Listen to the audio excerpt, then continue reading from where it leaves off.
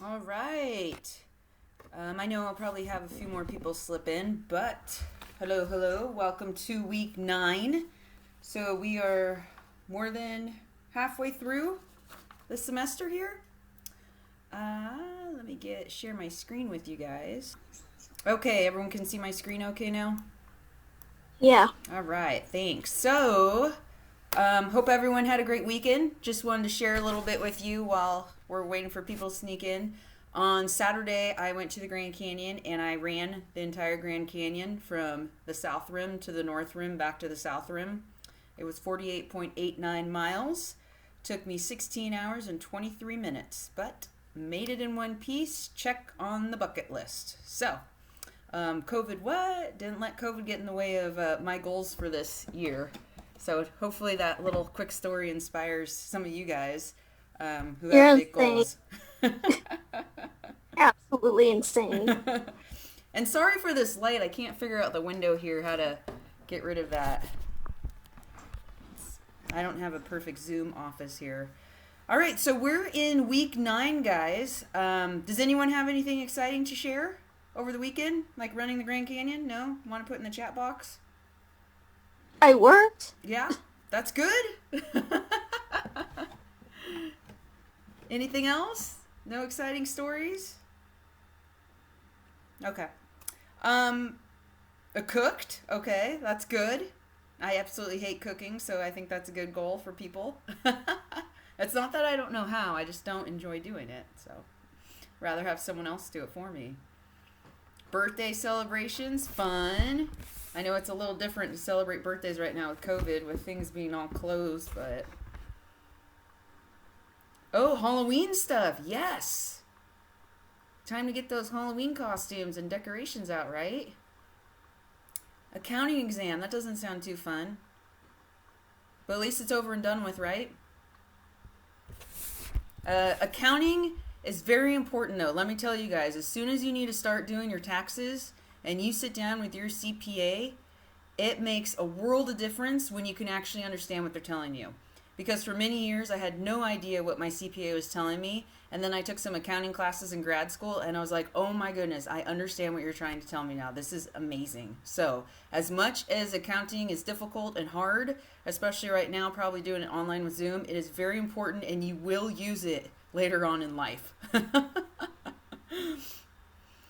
Okay, I just wanted to go through real quick on how we're doing groups here. I know with Zoom, it's a little difficult going into breakout rooms. It's not the way I would like to do groups. I like to run groups in person so that I can, walk around more and engage more in the groups and see who's participating, who's not participating, who has a question, who needs a little nudge in engaging more. So, with that being said, when we work in groups here and you feel like there's someone who is just not participating, please let me know. Please email me because I am keeping track as best as I can on the back end when it comes to participation points. Because I know there are a few people out there who are not really participating that much. And it's just not fair to the other classmates who are participating. And for those of you who do participate and who take the leadership role, it's going to make you stronger. Okay? So I know it kind of stinks that you feel like, oh my gosh, I'm doing all the work, but it's going to make you a stronger person. You're going to grow more. You're going to be more successful in your career paths. And unfortunately, you're going to be dealing with this in your career as well. My advice to you with that is to, one, have a good communication and a good relationship with your supervisor. Two, to have good communication and good relationship with your supervisor's supervisor, because sometimes your direct supervisor has no leadership skills. Maybe some of you guys have already experienced that. I know I have. So always have a good relationship with the higher up too. And my other recommendation is for you guys, once you start your career path, to have an adult mentor. Have someone to go to for these type of questions. Hey, I'm having this issue at work. What do I do? Do I tell my supervisors? Do I let it go? You're always going to have those what I call adult questions in life. And your best friend or your mom or your brother may not be the best person to give you that advice. And so start looking now. Who could be a good mentor for you in the future? I know with me, I really didn't have a mentor until after I was out of grad school. Then I was like, wow, you're right. Like, who do I go to ask these tough questions? So my mentor is a previous professor of mine at Cal State San Marcos, and unfortunately I haven't been able to meet up with him recently because of COVID and stuff, but we still check in, email, message each other. I will ask him hard questions like, hey, what's your opinion on how I should run my business this way? It's kind of like having a business coach. So highly recommend you guys get a mentor moving forward.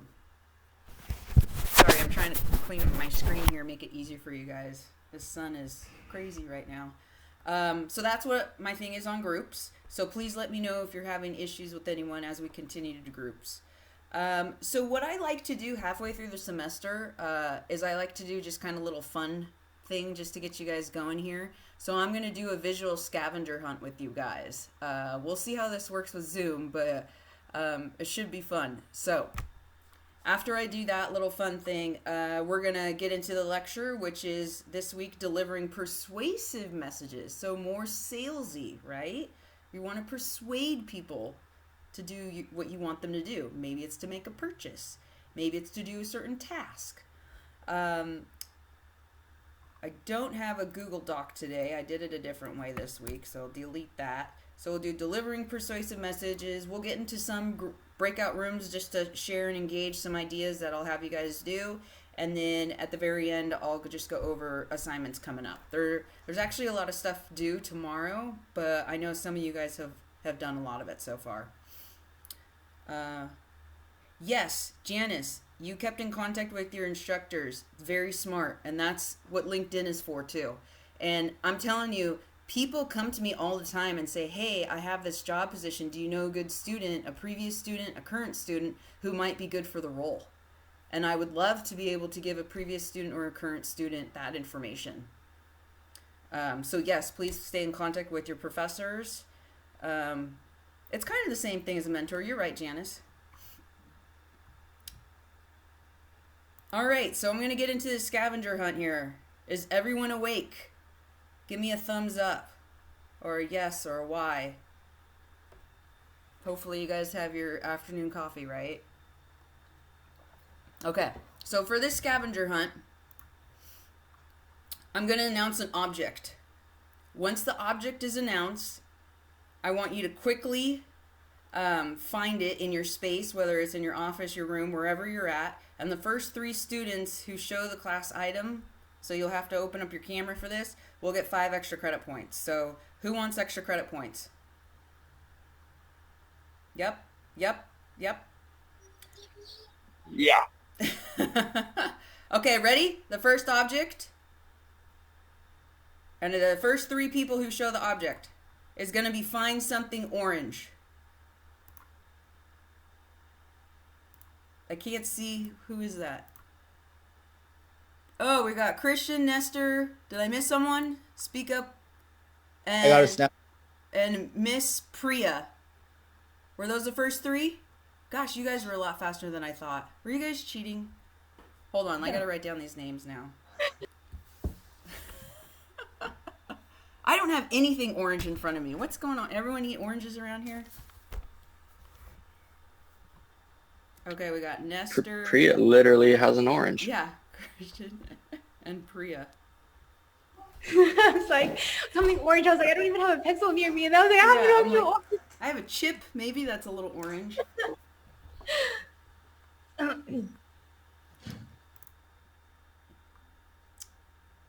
All right.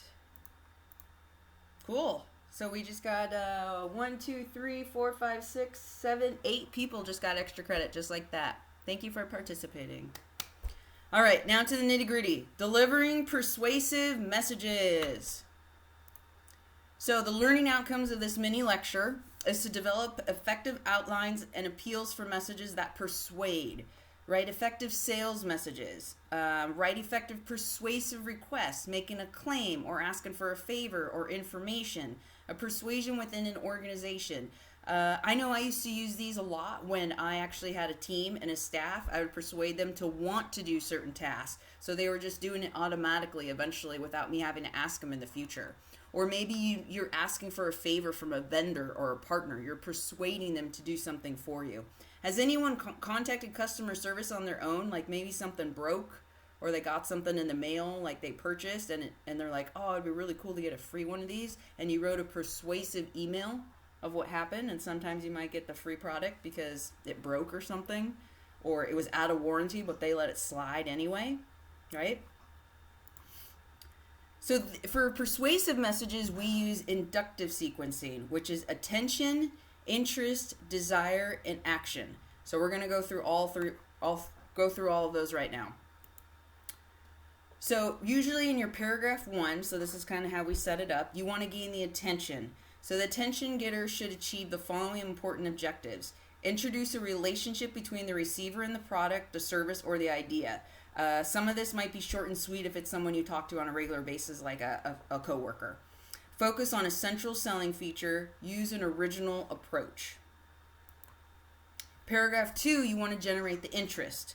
So effective introduction of the product or service or idea requires the message to be cohesive, action-oriented, and continue to stress on a central selling point. So remember, they're always that central selling point. Paragraph 3, creating desire. So present and interpret factual evidence. So be objective. Include testimonials, guarantees, enclosures. That's mostly for like sales, right? You want to make sure you're showing testimonials, guarantees, and subordinate the price. Paragraph 4 is to motivate action. So make the action clear and simple to complete. You want to make sure they get it right away. So restate the reward for taking the action, provide an incentive for quick action, and ask confidently for action. This is more of one, when I look at this, I look at how to deal with employees or fellow staff. But it could be used for anything. So right here is an example of a persuasive letter. You guys might have to zoom in to do this. Actually, I need to when we go in our first breakout, I'll upload the slides. I didn't upload the slides right away because I didn't want you guys to see what the extra credit was. So here's a persuasive letter example. Begins with sincere compliment that sets stage for request that follows. Explains rationale for requests with discussion of benefits to store and its customers.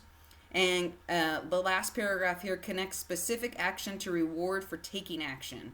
So it's outlined right here in yellow: increased sales revenue and goodwill. Boom, action oriented. So kind of another way of explaining this is the 6 principles of persuasion. So we've narrowed it down to 6 principles, main principles here. To reciprocate, scarcity, authority, commitment and consistency, consensus, and liking. So we're going to go, once again, we're going to go through all of these. So do you guys ever have a word where you can't pronounce all the way, but you know you're pronouncing it wrong? This is one of those words that I can't pronounce that well. Reciprocity. So I apologize for not being able to say this word that way. I'm sure all of you guys have a word out there where you can't say that well. Another one is variable, and I say laptop. Instead of like laptop, I always call it laptop. So this is one of those bad words for me, okay?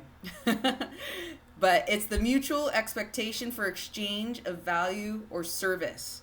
It builds trust and the relationship. You're building the relationship as well as the trust. So an example is, if you're a customer service and go out of your way to meet the customer's needs, you're appealing to the principle of reciprocity with the knowledge that all humans perceive the need to reciprocate. In this case, by increasing the likelihood of making a purchase from you because you were especially helpful. So because you helped this person with customer service, you're expecting them to make a purchase in return. Scarcity. The perception of inadequate supply or a limited resource. You want what you can't have, right? I mean, I see this all the time with iPhones. I want what I can't have. Look at that crazy new iPhone that's about to be launched right now, or maybe it got launched this week, the 12, right? For a sales representative, scarcity may be a key selling point. I see this all the time. I mean, they do it to me.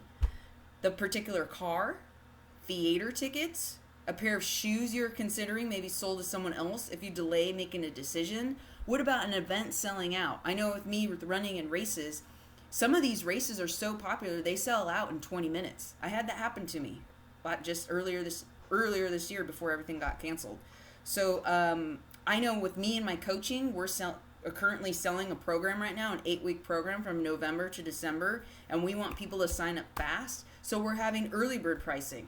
All right, we say, hey, we only have early bird pricing until October 25th. Otherwise, the price is going to go up $150. So I'm showing that scarcity. Another one of my coaches, when she does private coaching groups or challenges, you know, those 6-week challenges, 8-week challenges you see, she'll only accept the first 15 people, the first 10 people. So it's scarcity. Hey, I'm only going to take the first 10 people who sign up for this program. Boom. And it gets those people quicker.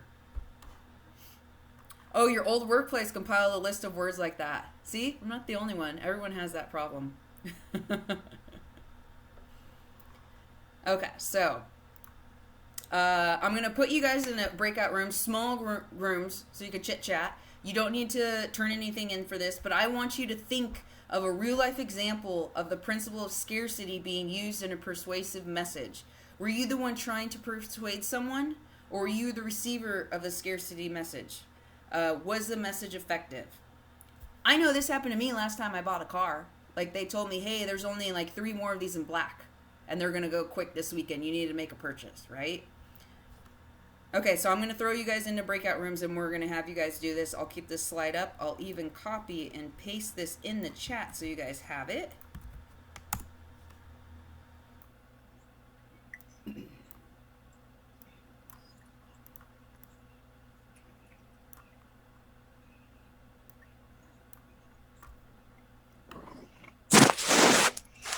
Where's your dogs?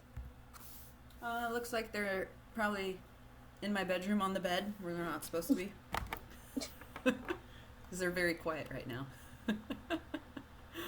Well, isn't that a good thing if they sleep with you on the bed? Yeah, but it's scary when they're quiet sometimes because that means they're being mischievous.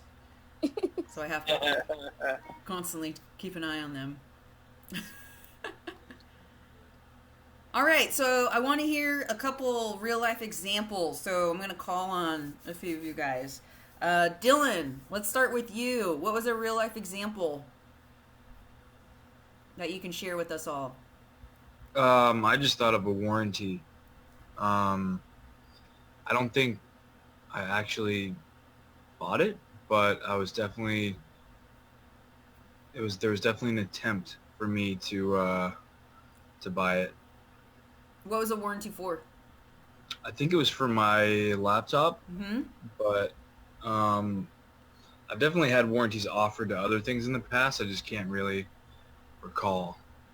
No, But that's a good one, though, because I know I always buy my laptops at Costco, and they always push that warranty on you.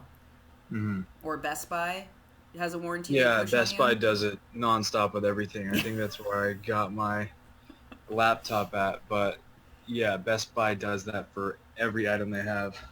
But I'll have to say, I'm glad I bought the warranty at Costco because my last laptop, I think I had it like 3 months, and the puppy jumped on it, and it fell off my lap, and it broke.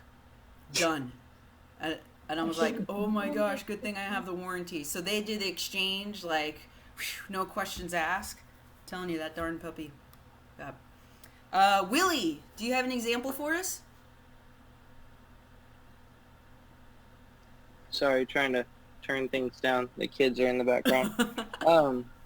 I definitely have to say I definitely sell things to my kids all the time. When they try to grab my super expensive iPhone or the laptop or the iPad, like I'm like, no, bright shiny object, come here, this toy, please take this.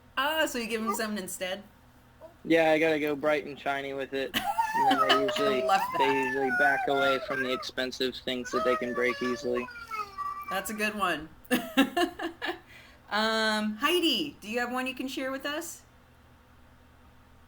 Yes, I was actually telling the group that I was more of the persuasive one. Like at my job, I used to work at Vans, so they would have like at the outlets they have the buy one get one half off on the sales shoe. Mm-hmm. So at the register, I was a main cashier, so that's pretty much what I would do if anybody ever walked up just with like one pair of shoes.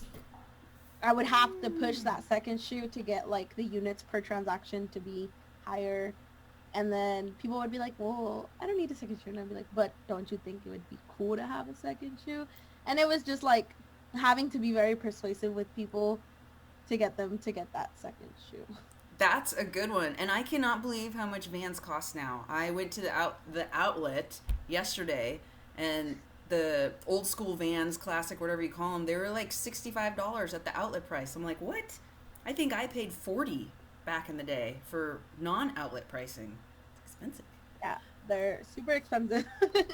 But I mean, I still have them because I don't wear them that often, so they last a long time for me. If your foot's small enough, buy them in the kids section. That's what I do.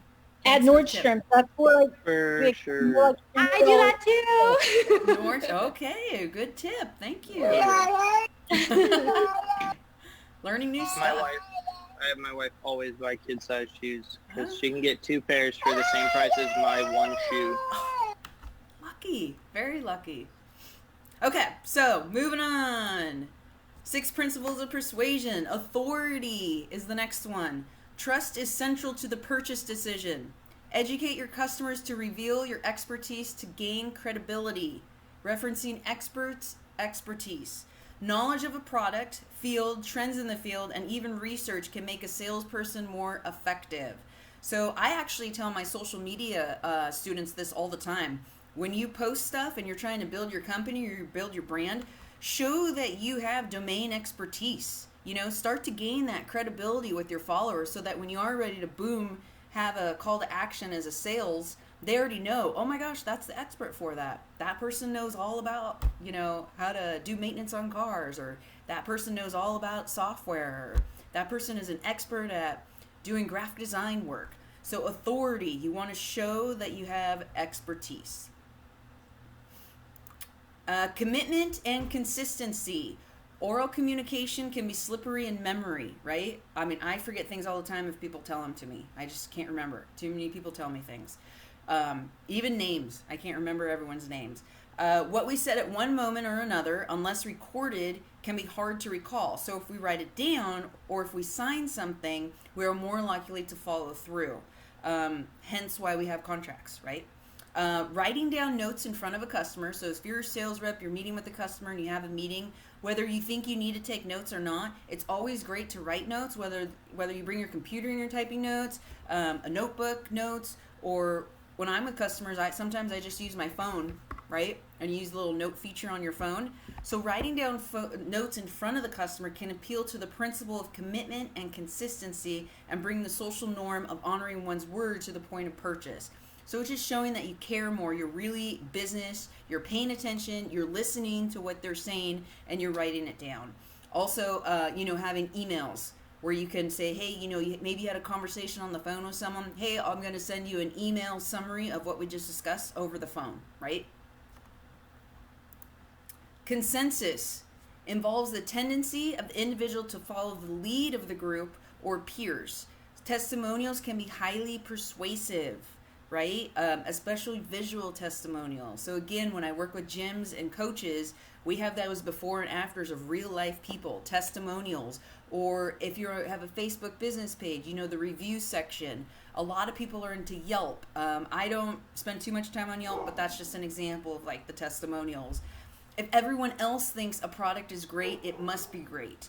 And this kind of goes into furthermore of using brand ambassadors and influencers, because you're already established thought leader in the industry and you're giving your own personal feedback of using a product or service, and you're giving your testimonial. That's why when a small business does something good for me, I post about it. I don't post about bad things like, oh my gosh, that's the worst customer service, AT&T.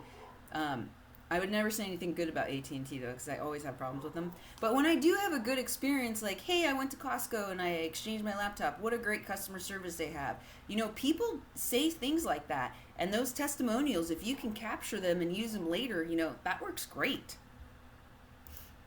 So next breakout room section here, next question. Do you think the principle of consensus works often? Are people often persuaded to buy things because other people own that item or are going to buy it? Are you susceptible to this kind of persuasion, you as a purchaser? So I want you to think of 3 examples of the principle of consensus and share it with your group. And I'll copy and paste this in the chat too. Yes, they do. Small businesses ask for reviews. I do all the time. I ask for reviews and testimonials. It's a great thing to put on your website. Yes, waiters and waitresses, people in restaurant business, they get picked on so much. So it's nice to give them a shout out when you actually have a good one, right? I think everyone in their life at one point should be a server and work in a restaurant just so that they can appreciate the hard work later when they're adults. It makes me mad when I go to a restaurant and I see another person treat a waiter or waitress like not very nicely. Normally I would use a different word, but you guys get the point. Yeah, I really think everyone should work in the restaurant industry, even if it's just for 6 months out of their life, just so they can understand how difficult it is, right? I only lasted 6 months. I was not good at serving drinks. I could serve food, remember everyone's orders, but when you had to put more than 2 drinks on a tray, it was bad. And one time I spilt 6 of them on someone. They were iced teas, and I just wanted to quit right then and there. So I only lasted 6 months.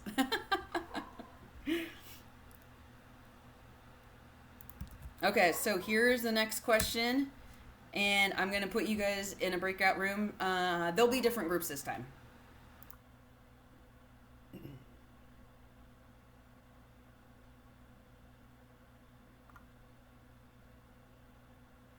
Okay, let's see. Mute. Kai, why don't you share with us people and examples of characteristics? I just named some of my friends from like my friend group that I've known for a really long time. First one is Josh. We have like the same personality. We get along with the same people.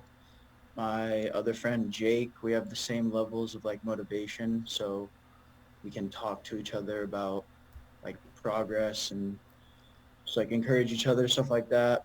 My roommate Nash, he and I have like intellectual conversations that some of my friends and I like can't really have. And my friend Oliver, we share like the same political philosophies. So there's always like something to talk about within my friend group. We all share like the same kind of like mindset, I guess. And that helps us just like been friends for like years. That sounds like a good group. Wide diversity there, actually. Yeah. You need one of those in all those different groups. All right. I like it. Mendel, why don't you share some characteristics? So I wasn't really able to narrow down to like one specific thing that I have in common with all of the people that I talk to. Okay. But I kind of more so had the idea reinforced that there are different parts of my personality that are served in different ways with different people. Like I feel like I have my friends that I can like have a lot of fun with, like Lauren, like we'll like go for drives and like be extravagant and like spend a lot of money on like food and stuff. And like I have like my friend Xavier, who's a lot more like intellectually driven, like analytical, like works on like we kind of bounce off each other, like ways to like improve and stuff, things like that. And like I have my friend Drew, who's a lot of a direct energy, and I feel like that's pretty unusual, and we both kind of have that, so I like enjoy that in him. And then yeah, just like stuff like that. Like I feel like there are just like different parts of me that are served differently with different people that I meet. Yeah, definitely. Yeah. I like the first one, your foodie friend.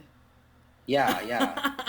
We go like all kinds of places too. Like we'll go like really far in San Diego, just like splurge, like go to like Point Loma or something, just like fun like random excursions. Love it. But yeah. All right. Yeah. Next, Carlos, why don't you share some characteristics? Sure. I have this coworker named Mom. We go way back, and her name is actually Mom, and she's just like a mother to me. And I would call her. She's very open-minded and has a big heart. And I also have a coworker named Sheila.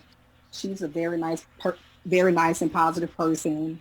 And I have a coworker named Rose. She has a very warm personality. And my auntie Barbara, she's very straightforward. And I also have an auntie named Celia. She's very positive. You know, she has very positive emotions. So you have a lot of the same characteristics as your coworkers. It sounds like. Yeah. That's Yeah. nice. Yeah, and we've been working together for like over like pretty much like 15 years. Oh wow, because that's kind of hard. Usually I hear the know. opposite. Yeah, Right? that's true. Yeah, it's like that's a very big family in there. Yeah, that sounds awesome. I wouldn't want to leave that job. If you have a nice work environment, right, where you guys have like-minded, you can work together as teams and collaborations. Yeah. That sounds good. All right, thank you for sharing. We'll do one more. Harrison, you want to share some characteristics?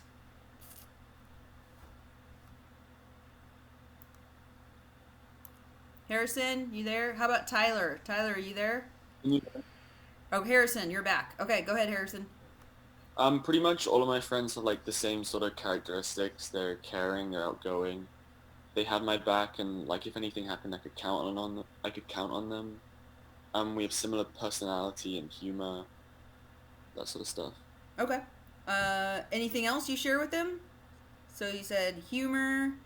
Similar hobbies too. Like most of us are into like fitness. Like we're going hikes, we're going runs, go to the gym together, that sort of thing. Okay, so you have healthy characteristics, healthy and fit characteristics that you share. Yeah. Okay, cool. Good. Keep those around because it's great to have your healthy crew.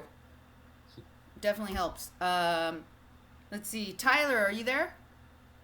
Did you come back, Tyler? Nope. Okay. All right, we're going to move on here. Thank you for everyone who shared.